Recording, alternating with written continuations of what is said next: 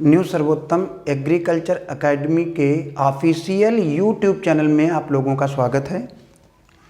बेटे offline class बंद हैं तो हम लोग आप लोगों को जो भी लेक्चर्स हैं वो ऑनलाइन प्रोवाइड करने की जो है कोशिश कर रहे हैं। फिजिक्स जो भौतिक विज्ञान है मैं उसका टीचर हूँ और आप लोगों को जो चैप्टर्स पढ़ा दिए गए हैं वो कुछ बच्चों ने नहीं पढ़े हैं, उसको भी हम लोग शुरुआत से ले लेते हैं। तो जो पहला चैप्टर है बेटा वो हम लोग स्टार्ट करते हैं विमीय विश्लेषण से, डायमेंशनल एनालिसिस से। थोड़ा ध्यान से सारी चीज़ों को समझते चलेंगे। तो इस चैप्टर पर आगे बढ़ने से पहले हम लोग सबसे पहले जानते हैं कि भौतिक राशियाँ क्या होती हैं। भौतिक राशियाँ, भौतिक राशियाँ, फिजिकल क्वांटिटीज।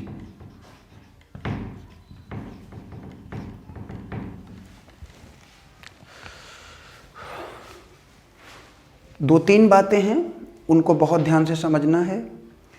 ऐसी भौतिक राशियाँ जिन्हें हम माप सकें और बेटा मापने के साथ साथ जिनका भौतिक विज्ञान में प्रयोग किया जाए। जैसे आप लोग जब भौतिक विज्ञान पढ़ते हो तो भौतिक विज्ञान को पढ़ते समय बल, द्रव्यमान, त्वरण, संवेग, आवेग, कार्य, ऊर्जा, विद्युत धारा, विद्युत विभव, इन सभी राशियों को बीच में आप प्रयोग में लाते हो। ये जो सभी राशियां हैं जिनका हम भौतिक विज्ञान में प्रयोग करते हैं यही हमारी भौतिक राशियां कहलाती हैं। अब इनकी जो परिभाषा है वो ये है कि ऐसी राशियां जिनका मापन किया जा सके और साथ ही साथ जिनका भौतिक विज्ञान में प्रयोग किया जाए, उन राशियों को हम भौतिक राशियां कहते हैं। तो ये जो भौतिक राशियां हैं ये हमारी तीन प्रकार की होती हैं। कौन कौन सी? जो भौतिक राशियां हैं वो हमारी तीन प्रकार की हैं। पहली है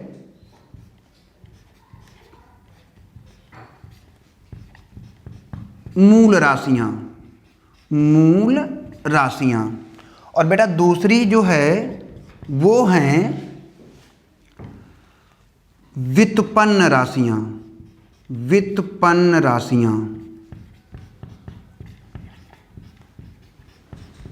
और जो तीसरी हैं वो हैं बेटा हम लोगों की पूरक राशियां, पूरक राशियां। अब सबसे पहले हम, अब चूंकि तीनों राशियां पढ़नी हैं तो एक एक करके हम लोग समझ लेते हैं। पहली जो है मूल राशियां। अब ये मूल राशियां क्या होती हैं? अब भौतिक विज्ञान में इतनी सारी राशियों का प्रयोग किया जाता है।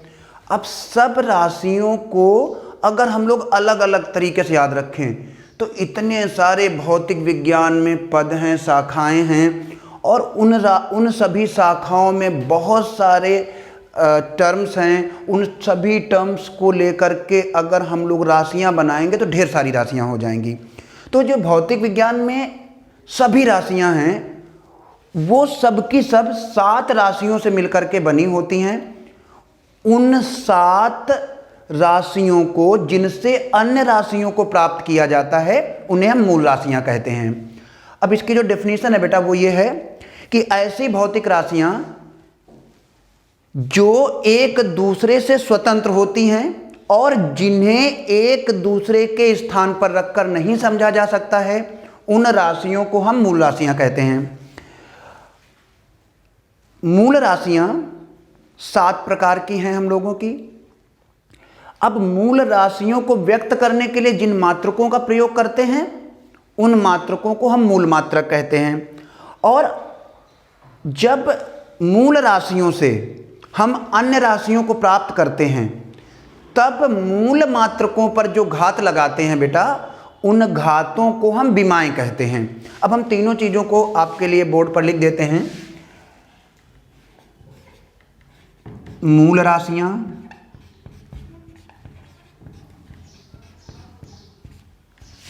मूल मात्रक,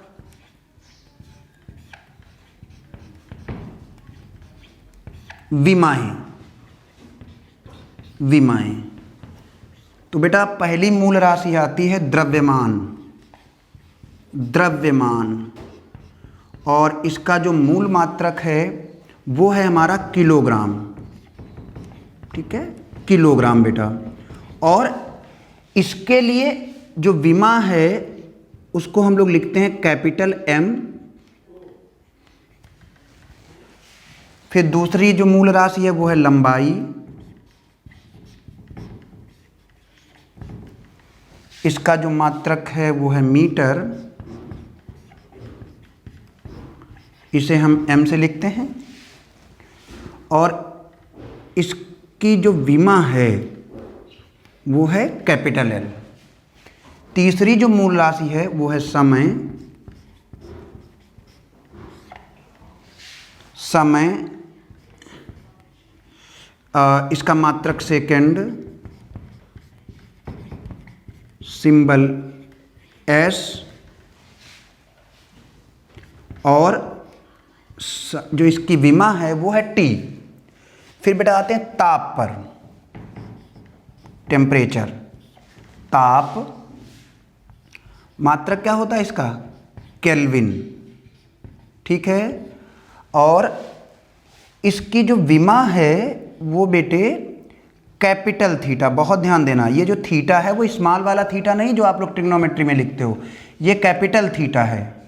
ठीक है, इसका पेट जो है बीच से ऐसे चीरा जाएगा, थीटा। या कभी कभी कैपिटल के को ही डायमेंशन के रूप में, विमा के रूप में लिख लिया जाता है।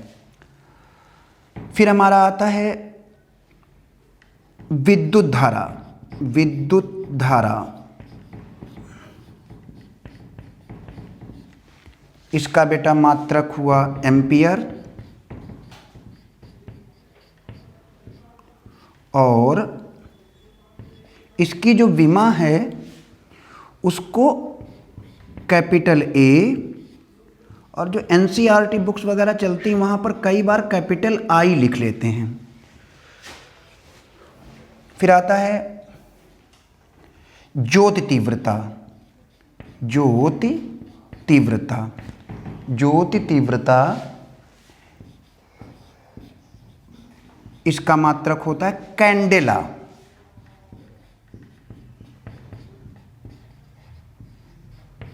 और इसका सिंबल है बेटा CD, जिसको हम विमा कहेंगे। फिर है पदार्थ की मात्रा, पदार्थ की मात्रा, इसका मात्रक है मोल,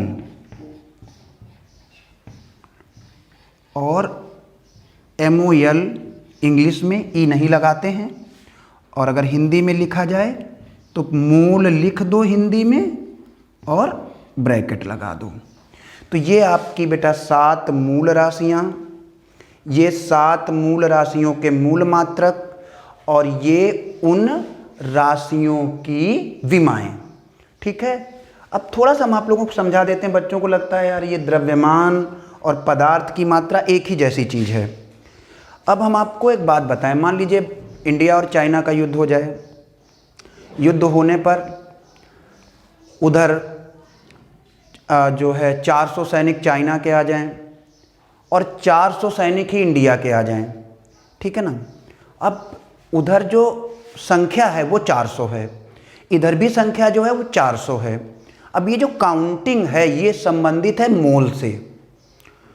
और बेटा अगर मान लीजिए चाइना के लोगों को तौला जाए, एक तराजू में रख दें 400 लोगों को और एक तराजू में इंडिया के 400 लोगों को रख दें, तो जो इंडिया के लोग होंगे उनका द्रव्यमान ज़्यादा निकलेगा। चाइनीज थोड़ा हाइट में छोटे होते हैं और उनका द्रव्यमान कम निकलेगा। तो देखो अगर लड़ाई हो जाती है तो 400 लोग 400 लोगों से लड़ेंगे, ये मोल कॉन्सेप्ट है। लेकिन द्रव्यमान वाइज अगर बात करें तो इंडिया वाले चाइनीज पर भारी पड़ जाएंगे। तो बेटा ऐसी सिचुएशन में जो मोल है वो संख्या से संबंधित होता है और जो द्रव्यमान है वो हमारा अमाउंट है, हमारा जो संहति जिसको बोलते हैं वो है। तो दोनों चीज़ें अलग अलग हैं। द्रव्यमान और जो पदार्थ की मात्रा है उसको एक ही जैसा नहीं समझना है। तो आई थिंक कि आप लोग समझ गए होंगे कि मूल राशियां क्या होती हैं मूल राशियों को निरूपित करने के लिए जिन मात्रकों का प्रयोग करते हैं वो मूल मात्रक क्या होते हैं, और उनके लिए जिन संकेतों का प्रयोग करते हैं उन संकेतों को विमाएँ कहा जाता है। अब इसके बाद हम लोग आते हैं व्युत्पन्न राशियों पर। अब ये व्युत्पन्न राशियाँ क्या चीज़ हैं, इसको समझने के लिए सबसे पहले एक कमरा आप ले लीजिए। अब आपसे कहा जाए भाई ये कमरा जो है, ये रूम जो है, उसका साइज क्या है, तो ऐसे बोला जाता है कि भाई अगर मान लो मीटर में बात करें तो हम कहेंगे 4x3 का है, यानी लंबाई इसकी 4 मीटर है, चौड़ाई इसकी 3 मीटर है। अब भाई नापते समय मीटर का ही तो प्रयोग किया होगा, ऐसे भी लंबाई नाप ली, ऐसे भी लंबाई नाप ली, एक को आपने लंबाई कह दिया, दूसरे को चौड़ाई कह दिया। अब लंबाई हमारी मूल राशि है, यानी कमरे की जब हम क्षेत्रफल की बात कर रहे हैं, यानी कमरे का जब हम साइज बता रहे हैं तो 2 बार लंबाई जैसी मूल राशि का प्रयोग कर रहे हैं। तो भाई क्षेत्रफल में आपने मूल राशि का प्रयोग किया है कितनी बार, 2 बार। तो क्षेत्रफल व्युत्पन्न राशि हो गई जिसको लंबाई जैसी मूल राशि से प्राप्त किया गया है। तो वो सभी राशियां जिन राशियों को हम मूल राशियों की सहायता से प्राप्त करते हैं वो सभी की सभी व्युत्पन्न राशियां कहलाती हैं। अब व्युत्पन्न राशियों के लिए जिन मात्रकों का प्रयोग करते हैं बेटा, उन मात्रकों को हम व्युत्पन्न मात्रक कहते हैं। अब नेचुरल सी बात है कि जब मात्रक उनके अलग होंगे तो जब विमाएँ निकालेंगे तो वो विमाएँ भी जो हम लोगों ने MLT थीटा ली थी ना, उन्हीं के रूप में आएंगी, तो वो व्युत्पन्न राशियों की विमाएँ हो जाएंगी। तो व्युत्पन्न राशियों के लिए जो चीज़ हमने समझी, जो कॉन्सेप्ट हमने समझा, वो सिर्फ इतना सा है कि ऐसी भौतिक राशियाँ जिनको हम मूल राशियों की सहायता से प्राप्त करते हैं उन राशियों को व्युत्पन्न राशियाँ कहा जाता है। अब व्युत्पन्न राशियाँ अलग से हम लिखा देंगे आप लोगों को। समझ लेते पूरक राशियाँ। ये पूरक राशियाँ क्या हैं बेटा, भौतिक विज्ञान में 7 मूल राशियों के अलावा 2 राशियों की और आवश्यकता होती है। ये जो 2 और राशियाँ हैं उन्हें हम कोण और घन कोण कहते हैं। ठीक है, हम आपको पूरा बता देते हैं कि कोण क्या है और घन कोण क्या है।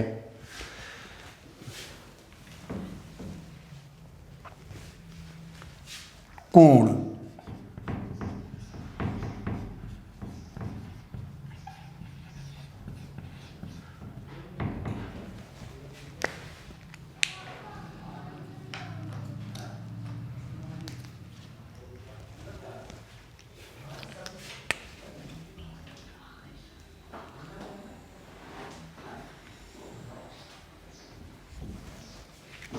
ये एक वृत्त है,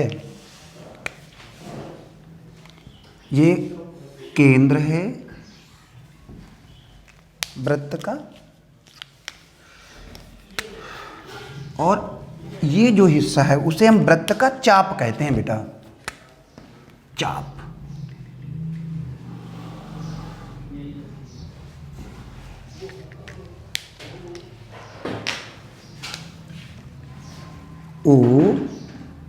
OAB,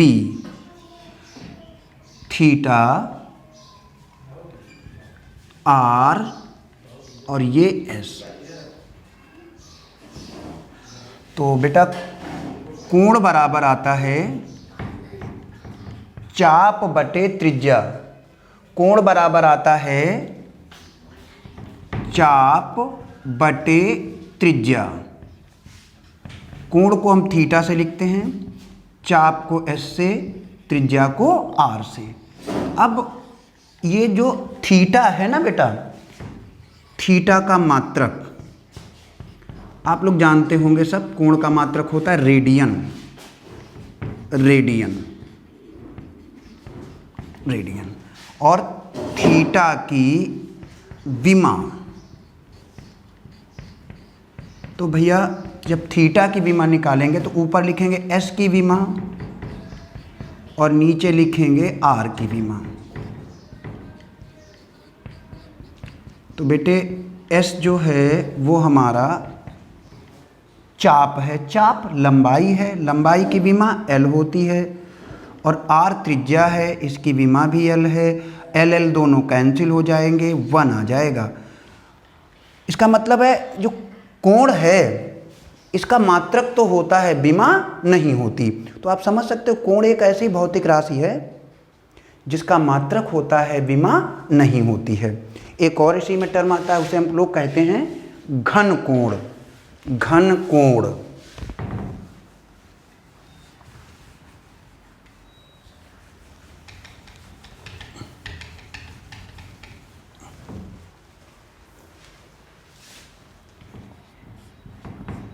घन कोण, सॉलिड एंगल, सॉलिड एंगल। पहले भाई थोड़ा इसको समझ लें कि ये घन कोण होता क्या है। बेटे आप लोग लैया चना लेने गए होंगे, तो जब आप लैया चना लेने जाते हो तो उस समय वो लैया चना वाला एक कागज़ लेता है और कागज़ लेने के बाद में उसमें लैया चना भर देता है और भरने के बाद आपको पकड़ा देता है। अब अगर उस लैया चना वाले ने आपका जो कोण है, जो शंकु है, उसको छोटा कर दिया और आपने भी जितने पैसे दिए, पड़ोसी ने भी आपके उतने पैसे दिए और उसका जो साइज है वो बड़ा कर दिया, तो तुम लैया चना वाले से बोलोगे कि भाई इसको ज़्यादा दे दिया उतने रुपए में, इसको कम दे दिया। ठीक है, आप समझिए। ऐसे जैसे मान लीजिए आपको उसने इतने में लैया चना भर के दे दिया आपको, और तुम्हारे दोस्त को, जो तुम्हारा पड़ोसी है, उसको इतने में दे दिया।